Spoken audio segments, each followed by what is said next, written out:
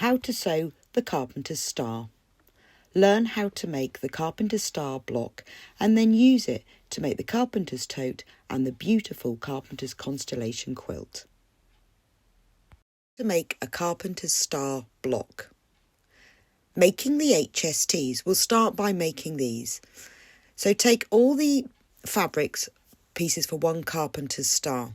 The Carpenter's star is made from HSTs and whole squares, and there are 3 different combinations of HSTs used in the star. So let's start by making HST1. This is made from background fabric and dark fabric print. So take one of the background fabric squares and on the wrong side, draw a diagonal line going from one corner to the opposite corner. I've used a heat erasable pen here. You could use a pencil because you'll be cutting along this line.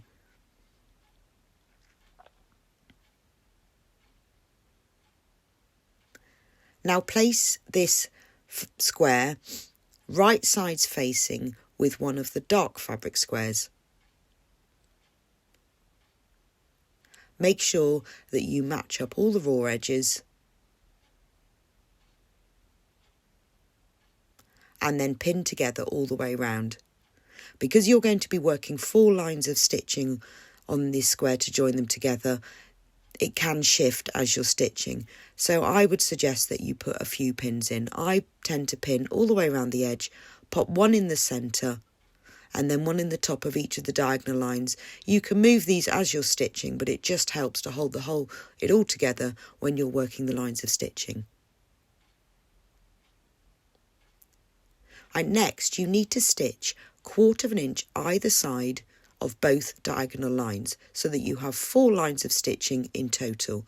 Use your machine foot to make sure these are 1/4 inch to the side. As you can see, I'll show you on the back here. Now you need to cut it. So take your ruler and place it on top of one of the diagonal lines, the drawn ones, and cut along it. That means that you're cutting between the 2 seams. Now I'm using a rotating cutting mat, so all I need to do is turn it round to cut along the other diagonal line between the 2 seams. If you don't have one of these, then you can either move round the table so you're facing the other way or move the square. Now you've cut along the 2 diagonal lines, you now need to cut it horizontally and vertically. So turn the fabric or move the mat and place the ruler so it runs vertically down through the centre, and then you've got the straight line of the ruler matching up with the raw edge of the fabric. Turn it round again and cut through the centre. So you've now got 4 cut lines, 2 diagonals, a horizontal and a vertical. And this will divide the squares into 8 pieces. So you've now got 8 triangles. So if you take these and pop them on your ironing board or your ironing mat, like I'm doing here, when you then open up each of these joined together triangles, you will see that you have created an HST, and you've made 8 HSTs in total. Give it one of them a press to set the seam, and then open it up and press the seam allowance towards the darker fabric. If you always press it towards the darker, the print fabric, then it will be they're easier to join later. You now need to trim the HSTs. So if you're making a large block, you need to trim it so it's 3.5 inches square, making sure the diagonal line runs diagonally through the centre of the square. The Carpenter style blocks, whether you're making a small or a large, are made in exactly the same way as I'm showing you. The only difference is that when you trim the blocks, the HSTs, it's slightly different. So with the large, you trim them to 3.5 inches. So what I've done is trim one side, and then can you see I've matched up the edge of my ruler on 3.5 inches and trimmed off the right hand side. Now you can trim the other sides so that it measures exactly 3.5 inches. Place the ruler so that the point of the square, the point of where the seam comes in the corner, is on the edge. So the aim here is to get a perfect 3.5 inch square with the seam running diagonally down the centre.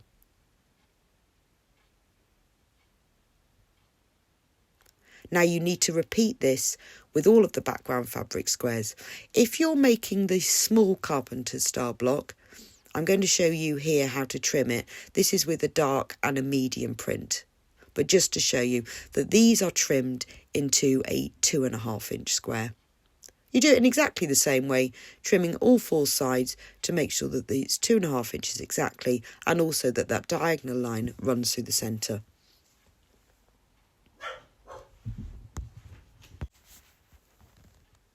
So you can see I'm just moving it over slightly. It's always worth it. It takes a little bit of time to trim all these HSTs, but it is worth it because then when you join them all together to make the block, you'll have a really nice accurate finish.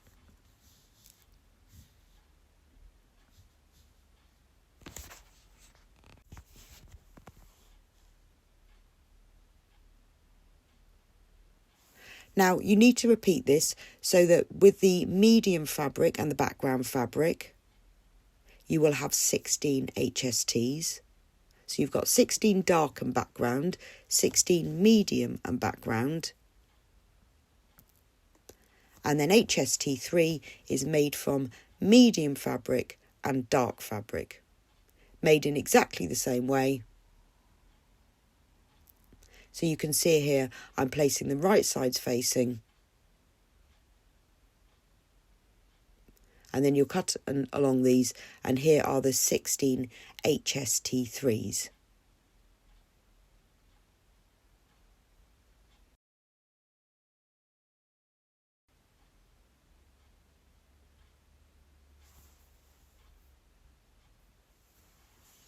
So place them all in piles, and now you've got the HST1s, HST2s and HST3s ready to assemble the Carpenter's block. Assembling the Carpenter's star block. The 4 quarters of the Carpenter's star are symmetrical, so can all be assembled in the same way.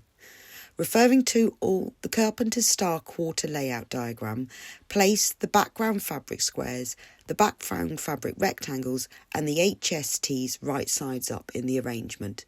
It doesn't matter whether you're making the small block or the large block, they're both made in exactly the same way. So you can see here I'm laying out all of the pieces just by following the quarter layout diagram. Double check as you're going. It's really important that you get them in the right order and they're facing the right way, because when you make each quarter, when you then join them together, you'll get a perfect star. So it is worth placing them right sides up in the arrangement before you join anything together. But you only need to work on 1 quarter at a time. So once you're happy that they're all in the right order and facing the right direction, sew the pieces in each row together. So pin them together first, keeping them in the arrangement so you're joining the correct sides to the correct side. So I'm pinning together the top row first. Make sure that you match up where you've got some of the diagonal seams will be matching, so just make sure you match those up. Pin them together and then sew them together and do 1 row at a time. So pin together row 1, then 2, then 3, and then pin together and sew together row 4. Once you've got them done, you then need to press the seams. So press the seams in row 1 and 1, 3 and row 3 in one direction, and row 2 and 1, 4 in the other direction. It just helps when you're joining these together because the seams will nest, which means that they will match up nicely. So it's worth doing that at this stage. Once you've pressed the seams to one side, take row 1 and place it right sides facing with row 2 and pin it together. When you get to the seams matching, all you need to do is pull the top row slightly over to the bottom row, and then the row underneath, and the seams will just, you'll feel them almost crash together, which is what is nesting seams. And then pin them, do that with all of them, making sure that they all match up. If you pin it together at the seams and then at either end, you'll get a nice neat join. So you can now sew row 1 to row 2, and then row 2 to row 3, and then row 3 to row 4. Once that's done, you've now got quarter of your Carpenter's star. All 4 quarters are made in exactly the same way, so repeat this to make the other 3. You can see they are all identical. Now take 2 of the quarters and join them together to make one pair, and that will be one half of the carpenter's star. There you can see that's the arrangement that they go in, but that arrangement you will see in the quilt layout diagram. So join together one quarter to the other quarter. With some of them, it's important that you match up where the seams go. So if you push a pin through the seam on the top piece and make sure it comes out through the seam on the piece below, then you can then pin either side of that and remove the pin that you've pushed through. Match up the seams where you need to. It's worth taking a little bit of time to match the seams and pin, and then repeat that with another 2 quarters to make the bottom of the carpenter's star. Again, pin together, match the seams and sew together. Now you have the 2 halves. There's one half, I've pressed that seam open, and there's the other half, and you simply join the 2 halves right sides facing, and that completes the block, the carpenter's star block. And if you're making the large or the small, they will look the same, just one will be bigger than the other.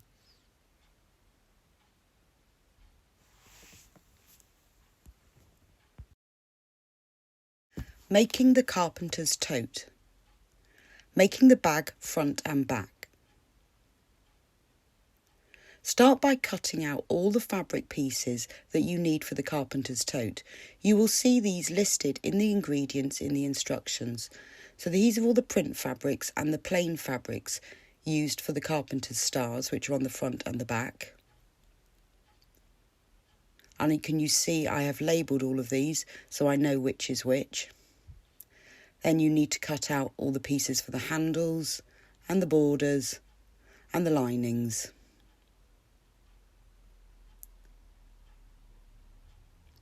You can see I've used a pale blue fabric for the plain fabric, for the background fabric. You can use whichever colour you like, but I've used a plain blue for this to match with the print fabrics. Now you need to arrange all the fabrics into piles so that you have one group of fabrics for each carpenter's star. So here's one group of fabrics that you need for one carpenter's star. Again, all the measurements and details for these are in the cutting out instructions.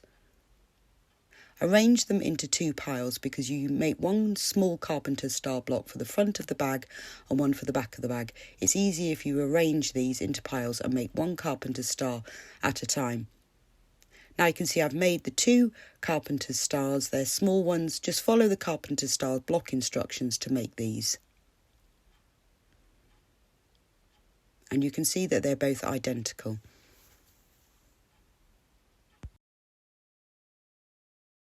Making the bag outer and lining. To add a little padding to your bag, lay the 2 small carpenter star blocks you've made for the bag front, outer and back, the 2 side gusset outer pieces and the base gusset outer right side up centrally on top of the wadding, press or tack into place, and then quilt the layers together in your chosen pattern, and then trim the wadding level with the fabric. So you can see here I've quilted all 5 pieces. Now take one side gusset outer and the base gusset outer and place them right sides facing, matching the short ends. Pin them together.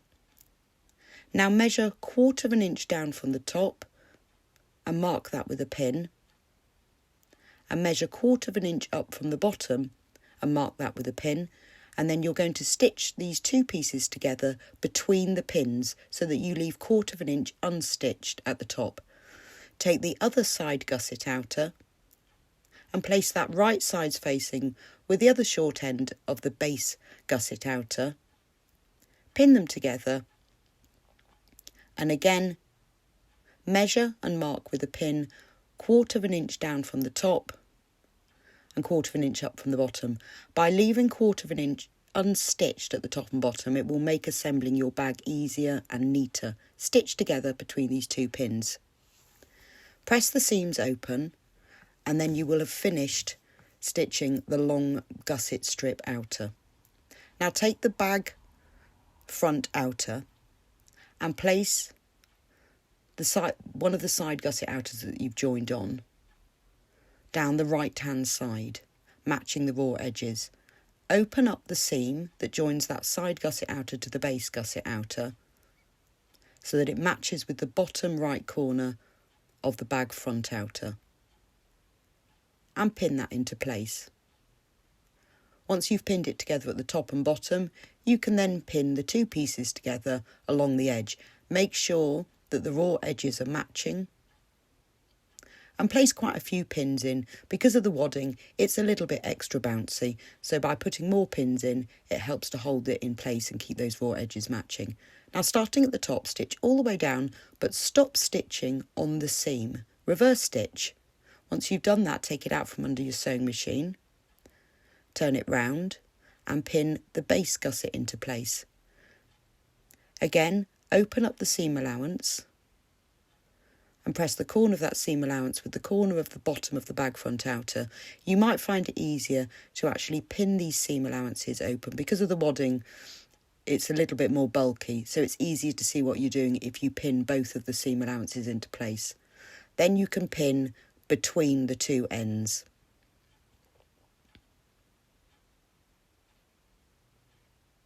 So again, I'm putting quite a few pins in here just to hold it together and making sure those raw edges are matching, but they will be exactly the same length, so they will fit nicely.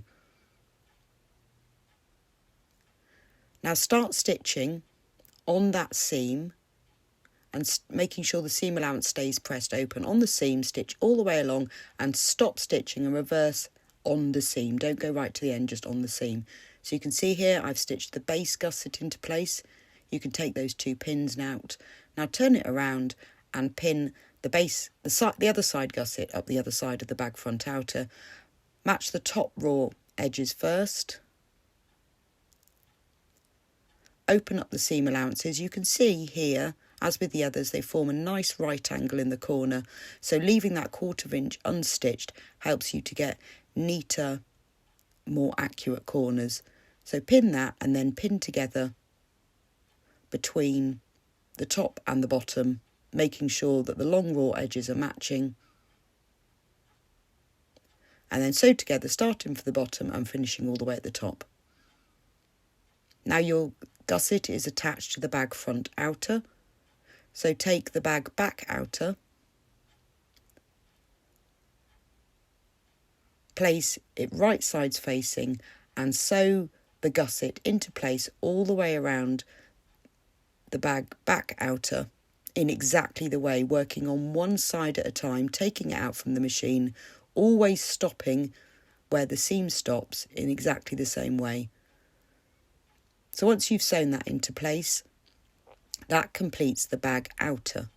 If you turn it right sides out, push out the corners, you can see that the gusset is now joined between the front outer and the back outer, and you've got nice, neat corners.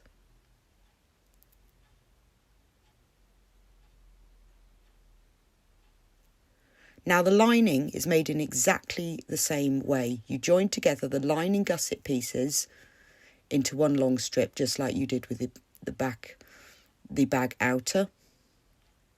And then you need to leave, the only difference is leave a turning gap, a 3-inch turning gap in one of the base seams, leave that unstitched. Now if you press all the seams open and flat of your lining, do that at this stage, it makes assembly neater and easier later. Making the handles. Take 3 of the medium tone fabric handle outer strips and 3 of the dark tone fabric handle outer strips to make one handle. The handles are made by joining all these strips together, right sides facing at the short end, so that you get a patchwork style handle which will match the bag beautifully. So take 2 of the strips and pin them right sides facing. Alternate the fabric strips as you go along. Pin them all together at the short ends, making sure the raw edges match, and alternating the different tones as you go along.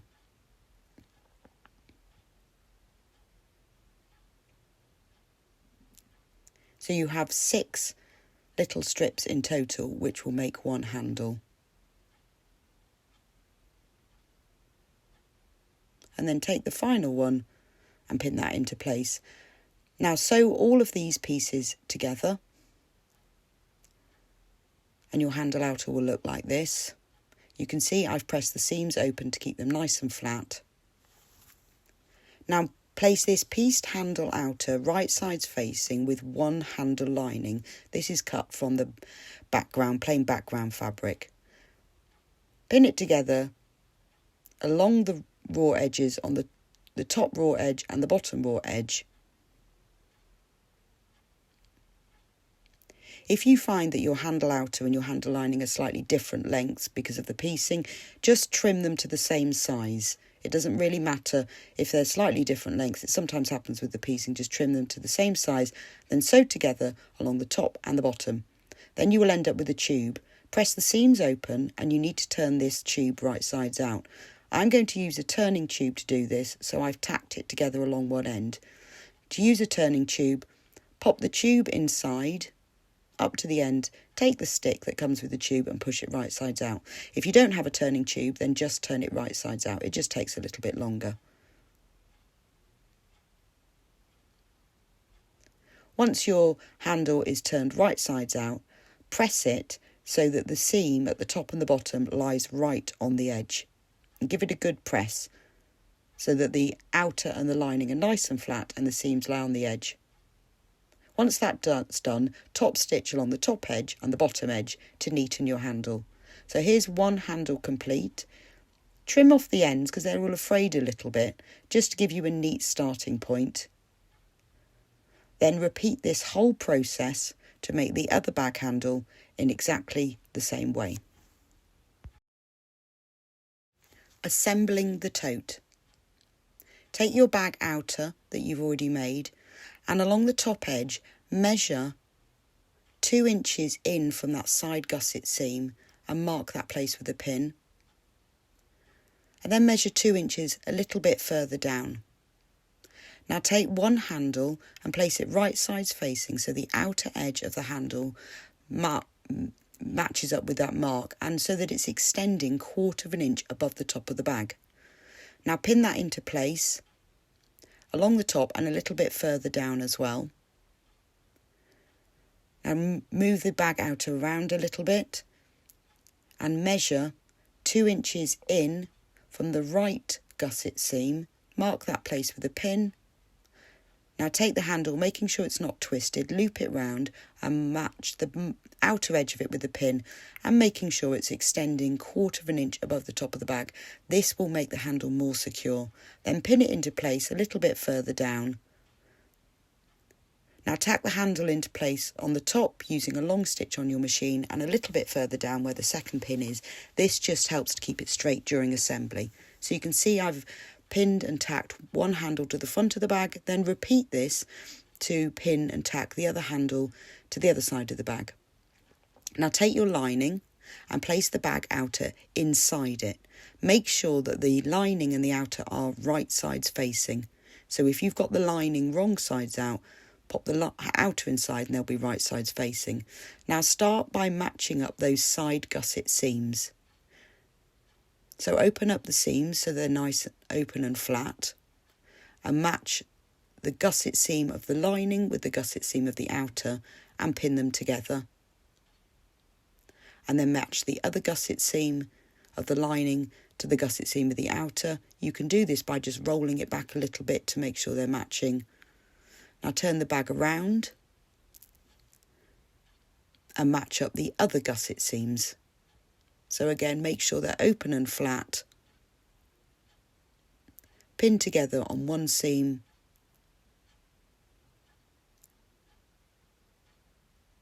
And then pin them together by rolling them back and making sure they match up on the other seam. Now pin the lining to the outer all the way around the top edge. Make sure that the handles are facing downwards as you do this. So just put your hands inside and make sure the handles are facing down, and then pin together. And you can see that the handles are extending 1/4 inch above the top of the outer and the lining. This extra allowance makes them extra secure and stops them being pulled out. If you put the handles right on the edge, then they can pull out if you put lots of things in your bags, as it will just pull through the fabric fibres. So again, pin together all the way around. Again, make sure the handle is facing downwards because you don't want to get that caught in the seam. Make sure the raw edges of the lining and the outer match up exactly, and pin it together all the way around. Now sew the lining to the outer all the way around the top edge. Once that's done, you now need to turn your bag right sides out. So put your hand in the gap that you left in the lining and pull the outer through the gap in the lining, and this will turn the whole bag right sides out. Because you've got wadding in the outer, it's a little bit bulky, so do this slowly so that you don't break the seam, but the gap that you've left will be big enough to turn it right sides out.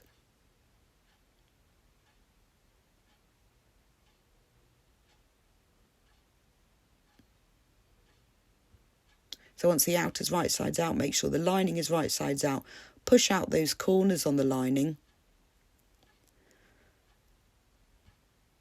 Then because you pressed the seams open earlier, the edges of this turning gap seam allowance need to be folded inwards by 1/4 inch. So pin this together, matching up those folded under edges. You can give this a press before you do it if it's a little creased, and then top stitch along just to close the turning gap. So this is what it will look like. Now put the lining inside the outer, pushing the corners of the lining into the corners of the outer so the lining is sitting right inside the outer. And now you need to arrange it so that the seam that joins the outer to the lining is laying on the edge. First of all, you need to remove the second row of tacking stitches that you put in when you attach the handles. These are just put in to keep the handles straight during assembly, but for the next stage we need to make sure that the handles are facing upwards. So just quickly remove these. You can use a small pair of scissors or a seam ripper as I'm doing here, and then remove the tacking stitches from the other handle.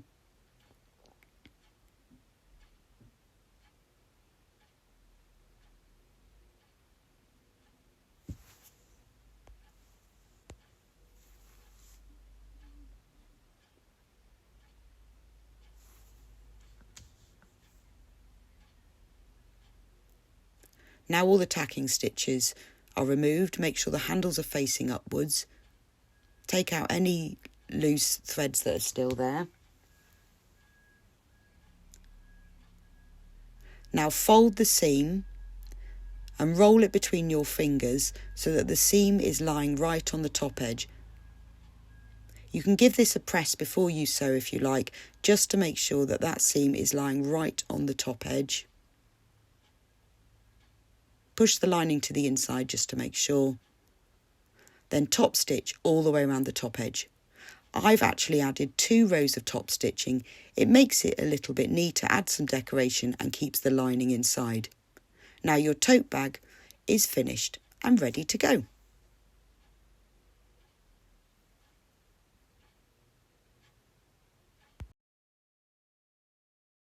How to make the Carpenter's Constellation quilt. Start by cutting out the fabrics. All the fabric measurements are listed in the instructions. Start by sorting out your fabrics and labelling them. The medium tone fabrics are labelled A, B, C, D and E. And then the dark tone fabrics are F, G, H, I and G. Once you've decided which colour you want where or which print, pin a label with the letter number on top of them. You'll also need the background fabric.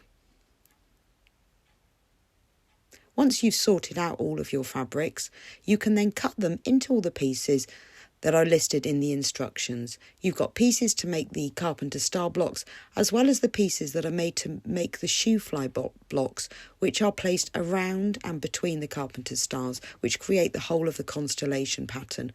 Always label all of your fabrics as you cut them out. Just write the label on a piece of paper and pin them like I've done. It just helps with assembly later. Don't forget to cut out all of the background fabric. Again, most of the background fabric is cut into strips, and this is then subcut into smaller pieces. But if you just refer to the instructions, all the details for all of this are in there.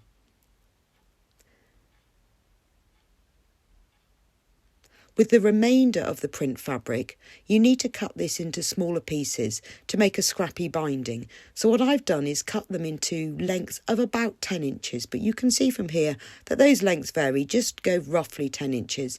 And then when you join them together later, you'll have a nice scrappy binding. As long as they're all the same width, don't worry too much about the length of them, because it's nice to have quite a varied look, and your binding will match your quilt then perfectly. You can put all of these binding strips to one side for now, because you won't need these until the very end.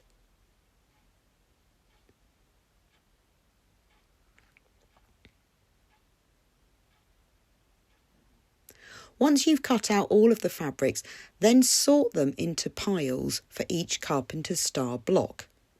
If you look at the instructions, it will explain which pieces in which prints you need for each block. You'll need some background fabric and you'll need some print fabrics as well. But refer carefully to the instructions and take out from each of your cut piles the pieces needed for each block. And these are labelled. It tells you which letter print, whether you need A or B or C. And then you can label them, as I've done here, Star 1. You know those are all the pieces for Carpenter Star 1. And do that for all of them. There are 9 Carpenter Star blocks in total. So label all of them. And then what you can do when you're making them is work on one block at a time. To make each of the Carpenter Star blocks, refer to the main How to Make a Carpenter Star in the instructions. And obviously for this one, for the quilt, you'll be making the larger star. The blocks are all made in exactly the same way. So you can either make one star at a time or you can chain piece them, but do make sure that you don't get mixed up between which fabric is in which piece. I made one star at a time. Making the quilt top. So you can see that I've now made all the Carpenter Star blocks using the fabrics that I chose and labelled before I created them all. You can see from this that each Carpenter Star block has a dark print, a medium print, and then the lighter print is the plain background fabric. I've chosen to use the same style of prints but just in the different shades, but you can sort yours and choose how you want. But it's important that you use slightly different shades to get the Carpenter Star block appearance. Make sure that you label each one with its number as it's shown on the quilt layout diagram. It makes it easier for assembly if you do that. And also, we're going to join some triangles into the corners of these blocks in a moment, which create the Shoo Fly Blocks. And it's important that you remember which is which when you do this.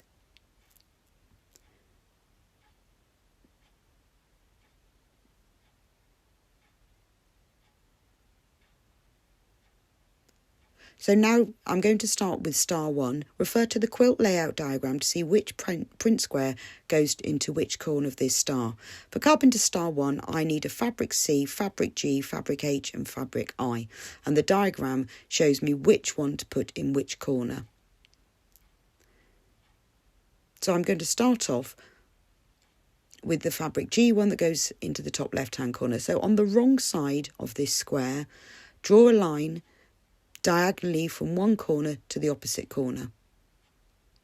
I've used an erasable pen for this, but you'll be sewing along the line, so you could draw lightly in pencil instead.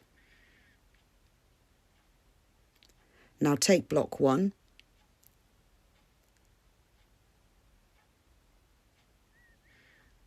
and then this square is going to be stitched in the top left-hand corner. So I'm just going to move the label, but keep it on for now so that you remember which is which for later. Now place this square so that that drawn diagonal line cuts across the corner. So for this corner, it's going from bottom left to top right, the line is. But when you do the other corners, just make sure the line goes diagonally to cross the corner, because you're effectively going to be sewing this into a triangle. It's just easier to sew a square on then trim it, rather than trying to trim it and sew a triangle. So sew along that drawn line. Then once that's done, you can remove the pins. Before you trim, open out the corner, make sure those top left corners meet up and give it a good press. This means that your triangle will be nice and even at right angles. Open up the top piece of fabric and then just trim off the seam allowance to about 1/4 inch wide. Now you won't need those two pieces. So open up the triangle again and just give it another press. and that's one of the triangles that will form the Shoo Fly block.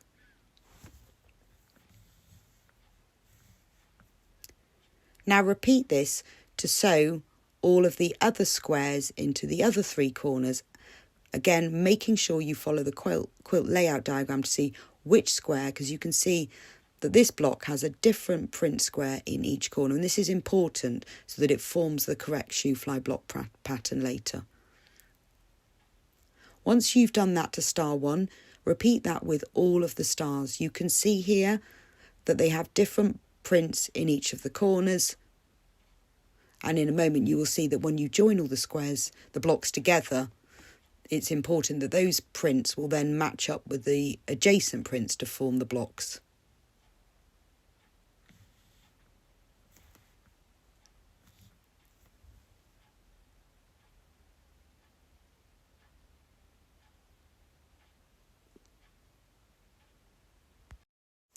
Joining the Carpenter's stars. The Carpenter's stars are sewn together in 3 rows of 3 and have been numbered so they're in order as shown in the quilt layout diagram. So to assemble the top row, take Carpenter's stars 1, 2 and 3 and 4 sashing strips. Now this top row is joined together with a sashing strip between each of the Carpenter's stars and also one at either end. So start off by sewing one of the sashing strips down the left-hand side of Carpenter's star 1. Place it right sides facing and then sew it together. Next, take another sashing strip and sew that down the right-hand side of Carpenter's star 1. Make sure you pin it into place and then sew. You'll find it easier if you sew from the pieced side, from the star side, so not with a sashing strip on like I'm showing here, but the other way around, and it just helps you to keep the seams pressed in the right direction. Once you've sewn that in place, sew Carpenter's star 2 to the right hand side of that sashing strip. So you can see the sashing strip will then be between the 2. Now take another sashing strip and sew that to the right hand side of Carpenter's star 2.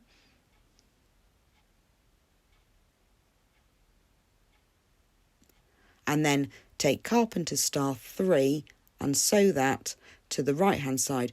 When you're sewing them in place, do make sure that the Carpenter stars are the right way up. You'll know from the diagram, but also if you've kept the labels on the top edge, it's a lot easier to see that.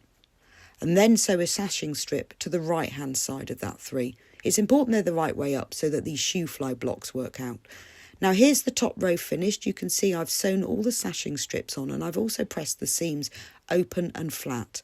It just helps the quilt to lay a bit flatter. Keep the labels on at this point just so that you remember when you join all of these rows together. Now make the centre row in exactly the same way using Carpenter's stars 4, 5 and 6, and again you'll need 4 sashing strips so that you have one at either end and then one in between each of them as well. So here you can see 4, then there's a sashing strip, and then there's block 5 and a sashing strip, block 6 and a sashing strip. Make the bottom row of the quilt in exactly the same way, but this time using Carpenter's stars 7, 8 and 9. So you've got the sashing strip either end and between them, exactly the same as the other rows. And again, do keep the labels on at this point so that you know which row is which.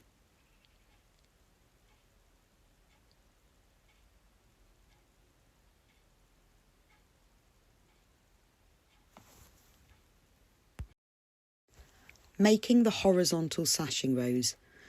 These are made from joining together sashing strips with print sashing squares, and the quilt layout diagram will tell you where to put each one. So let's start by making the top horizontal sashing row. This is row 1. Take 3 sashing strips and the sashing squares. You'll need B, 2 Ds and an A. Now, following the quilt layout diagram, pin the right square to the right end. So you can see I'm putting B on the left-hand end, and then on the right hand of the first sashing strip, then I'm putting a D. So pin that into place. Then you will pin and sew another sashing strip to the other short end. You can pin and sew or pin them all together and then sew them. It doesn't really matter. So put another sashing strip. So we're just creating one long horizontal row that has sashing strips with squares in between them. Then I'm going to pin another D on here. If you've labelled them all, I draw on the back of them with a heat erasable pen, or you can pin a piece of paper. It just makes it easier that you can keep double checking that everything's in the right order. Because these are going to form the centres of your Shoo Fly blocks, and then the squares that you made into triangles that you sewed to the edge of the Carpenter stars, they will form the outer of the Shoo Fly blocks. And then finally, pin the last sashing square to the end of that sashing strip, and then sew them all into place. Once that's done, press the seams open. It just helps them to lay flat and makes seam matching a little bit easier in a moment. So there's number one. Now you can see I've pinned number one label onto it. That just helps to remind you don't have to double check. Row 2 is made in exactly the same way, but obviously using different print sashing squares. There's row 3. They are worth labelling because otherwise you have to recheck which each number is when you join it all together. And then finally make row 4. This goes across the bottom of all the stars and the blocks.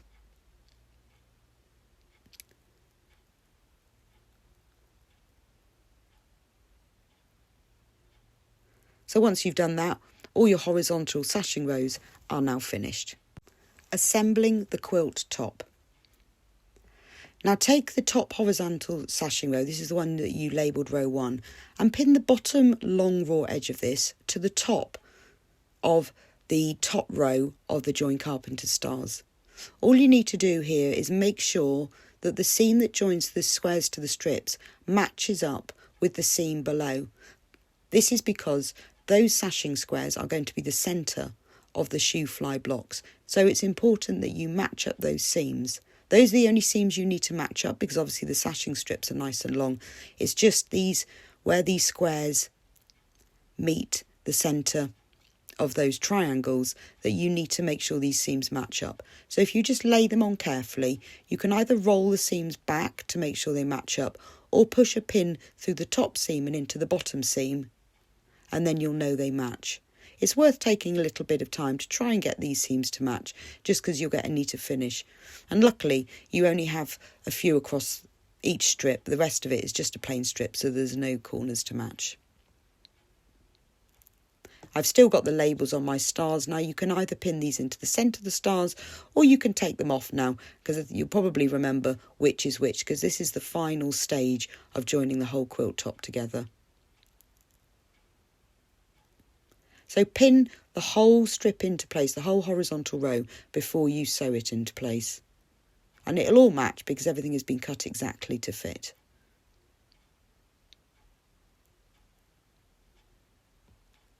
Once that's done, you've joined the top row on. Press the seams open so they're nice and flat. So you can see all of those squares meet up exactly with the triangles either side. Now repeat this to join the second row, the second horizontal row, to the middle row of the Carpenter star blocks. I prefer to join one horizontal row on at a time rather than the whole quilt because it gets quite heavy. It's just easy if you put that row across the top of the centre row. And then take the bottom row of the joined Carpenter stars blocks and pin and stitch row 3, horizontal row to the top, and then you can pin and stitch the horizontal row 4 to the bottom.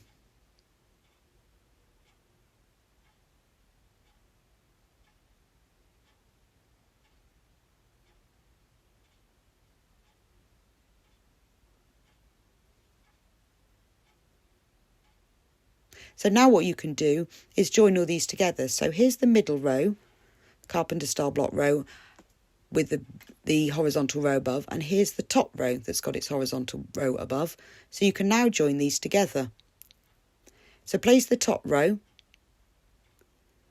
next to row 2 of the horizontal. You can see here, but just refer to the quilt layout diagram. It all makes sense when you do that. So once you've joined it all together And then you can also join row 3 on at the same time. You've actually finished assembling the whole quilt top now. So I'm just going to show you what it looks like with these Shoo Fly blocks. Because you placed a different square that made a triangle in the corner, you can see where it's all joined together now. You've got the same print triangles that go around one of the squares. That's why it's important you get them in the right place, because now we've joined the whole thing together, it all works. You can see there's the prints from each of the 4 Carpenter stars matching up around a darker central square. So once joined together, it looks like you've created those blocks, but they're not really. They've just been created by joining everything together.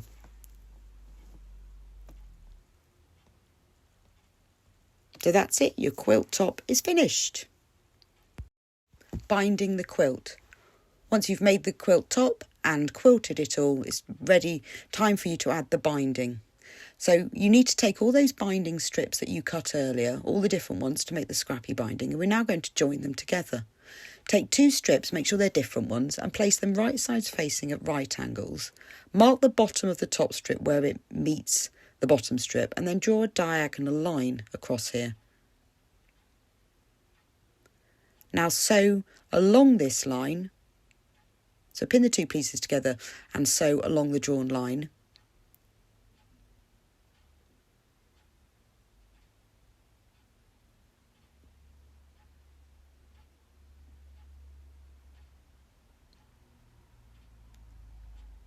Once you've sewn along the line, give it a press just to set the seam, then open it up.